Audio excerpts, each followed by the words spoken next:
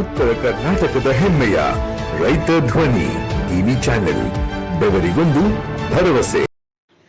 ರೈತ ಧ್ವನಿ ನ್ಯೂಸ್ಗೆ ಸ್ವಾಗತ. ಕೊಟ್ಟೂರು ಪಟ್ಟಣದ ಸಾರ್ವಜನಿಕ ಗ್ರಂಥಾಲಯದಿಂದ ಸ್ಪರ್ಧಾತ್ಮಕ ಪರೀಕ್ಷಾರ್ಥಿಗಳಿಗೆ ವಿಶೇಷ ಉಪನ್ಯಾಸ ಕಾರ್ಯಕ್ರಮವನ್ನ ಪದವಿ ಮಹಾವಿದ್ಯಾಲಯದಲ್ಲಿ ಏರ್ಪಡಿಸಲಾಗಿತ್ತು.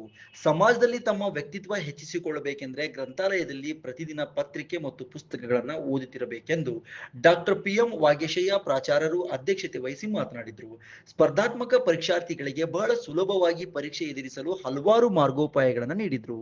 ಶೈಕ್ಷಣಿಕ ಮನೋವಿಜ್ಞಾನ, ಮೆಂಟಲ್ ಎಬಿಲಿಟಿ, ಅರ್ಥಶಾಸ್ತ್ರ, ಗಣಿತಶಾಸ್ತ್ರ, ವಿಜ್ಞಾನ, ಭೂಗೋಳಶಾಸ್ತ್ರ, ಸ್ಪರ್ಧಾತ್ಮಕ ಪರೀಕ್ಷೆಗೆ ಪುಸ್ತಕಗಳಷ್ಟೇ ಪತ್ರಿಕೆಗಳು ಬಹಳ ಉಪಯುಕ್ತವಾಗಿವೆ ಇತ್ಯಾದಿ ವಿಷಯಗಳ ಬಗ್ಗೆ ವಿಸ್ತಾರವಾಗಿ ಮಾತನಾಡಿದರು. ಶ್ರೀ ಸಿದ್ದೇಶ್ಗೌಡ HB ಶಿಕ್ಷಕರು ಉಪನ್ಯಾಸ ನೀಡಿದರು. ಜಗತ್ತಿನಲ್ಲಿ ಎಲ್ಲೂ ಸಿಗದ ನೆಮ್ಮದಿ ಗ್ರಂಥಾಲಯಗಳಲ್ಲಿ ಸಿಗುತ್ತದೆ ಎಂದು ಶ್ರೀ ದೇವರಾಜ್ ಉಪನ್ಯಾಸಕರು ಅತಿಥಿಗಳಾಗಿ ಮಾತನಾಡಿದರು. ಪ್ರತಿಯೊಬ್ಬ ವಿದ್ಯಾರ್ಥಿಯು ಗ್ರಂಥಾಲಯ ಸದಸ್ಯತ್ವ ಪಡೆದುಕೊಂಡು ನಿರಂತರ ಓದುತ್ತಿರಬೇಕೆಂದು ಪ್ರಾಸ್ತಾವಿಕವಾಗಿ ಮಲ್ಲಪ್ಪ ಗುಡ್ಡನರ್ ಶಾಖಾ ಗ್ರಂಥಾಲಯಾಧಿಕಾರಿ ಮಾತನಾಡಿದರು.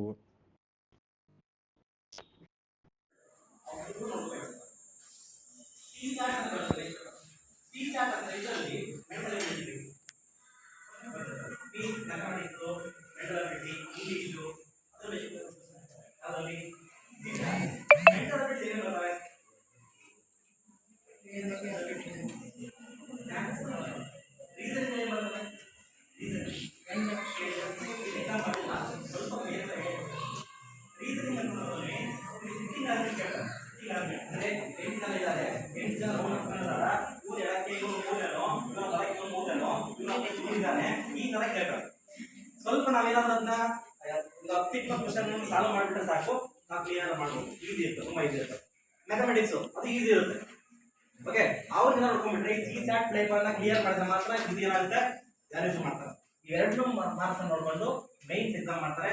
ಮೈನ್ಸ್ ಎಕ್ಸಾಮ್ ಕ್ಲಿಯರ್ ಆಗಿದ್ರೆ 9 ಪೇಪರ್ ಇರ್ತಾರೆ. 9 ಪೇಪರ್ ಇರ್ತವೆ. 1750 ಮಾರ್ಕ್ಸ್ಗೆ ಈ ಎಕ್ಸಾಮ್ ಇರುತ್ತೆ. ಇದನ್ನ ಕ್ಲಿಯರ್ ಮಾಡಿದ್ರೆ ಇಂಟರ್ವ್ಯೂ ಕಳಿಸ್ತಾರೆ. ಯಾವ್ದ್ರೊಳಗಡೆ UPSC. ನೀವು ಇದಕ್ಕೆ ವರ್ಷಗಟ್ಟಲೆ ತಪಸ್ ಮಾಡ್ಬೇಕು. ತಪಸ್ ಅಂದ್ರೆ ವರ್ಷಗಟ್ಟಲೆ ಓದ್ಬೇಕು. ವರ್ಷಗಟ್ಟಲೆ ಓದ್ಬೇಕಂತ ಅಂತಂದ್ರೆ, ಯಾಕಂತಂದ್ರೆ ವಿಷಯಗಳು ತುಂಬಾ ಡೆಪ್ತ್ ಇರ್ತಾರೆ. GS ಪೇಪರ್ಗಳೆಲ್ಲ. ಅದಕ್ಕೆ ನೀವು ಡಿಗ್ರಿ ಒಳಗಿರಲ್ಲ, ನೀವು degree first year second year ಯಾರಿದಿರಲ್ಲ, ಇವಾಗಿಂದ ನಿಮ್ಮ ಕಾಂಪಿಟೇಟಿವ್ ಫೀಲ್ಡ್ಗೆ ನಿಮ್ಮನ್ನ ತೊಡಗಿಸ್ಕೋಬೇಕು.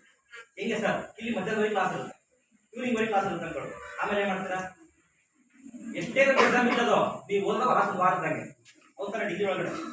ಅಷ್ಟೇ ಏನ್ ಮಾಡಿರ್ತೀರಾ, ಅವಾಗ ಈ ಕಾಂಪಿಟೇಟಿವ್ ಎಕ್ಸಾಮ್ ಓದಿ. ನೀವು ಹಿಸ್ಟ್ರಿ ಓದ್ತೀರ ಅನ್ಕೊಳ್ರಿ ಡಿಗ್ರಿ ಒಳಗಡೆ. ಆ history first time to 6th time ಏನಿದೆಲ್ಲ ಅದೆಲ್ಲವನ್ನು ಕೂಡ ಒಂದು ಫಿಂಗರ್ ಟಿಪ್ಸ್ ಅಲ್ಲಿ ತಲೆಟ್ಕೋಬೇಕು. ಅಂದ್ರೆ ಫಾರ್ ಎಕ್ಸಾಂಪಲ್ ಫಸ್ಟ್ಗೆ ನಾಗರಿಕತೆ ಬರ್ತವೆ, ಸಿಂಧು ನದಿ ನಾಗರಿಕತೆ, ಹರಪ್ಪ ನಾಗರಿಕತೆ ಬರ್ತವೆ. ಅದಾದ್ಮೇಲೆ ಮೌರ್ಯ ಸಾಮ್ರಾಜ್ಯ ಬರ್ತವೆ. ಆಮೇಲೆ ಅಲ್ಲಿ ಆನ್ಷಿಯಂಟ್ ಇಂಡಿಯಾ ಕ್ಲೋಸ್ ಆಗುತ್ತೆ, ಮಿಡಿವಲ್ ಇಂಡಿಯಾ ಬರುತ್ತೆ. ಮಿಡಿಲ್ ಇಂಡಿಯಾದಲ್ಲಿ ಯಾರು ಬರ್ತಾರೆ, ಮರಾಠರು, ಮೊಘಲರು, ಅವರ ಶಿಪೇಶ್ವರೆಲ್ಲ ಬರ್ತಾರೆ. ಅದಾದ್ಮೇಲೆ ಮಾಡರ್ನ್ ಇಂಡಿಯಾ ಬರುತ್ತೆ. ಮಾಡರ್ನ್ ಇಂಡಿಯಾ ಗೊತ್ತಾ ನಿಮಗೆ?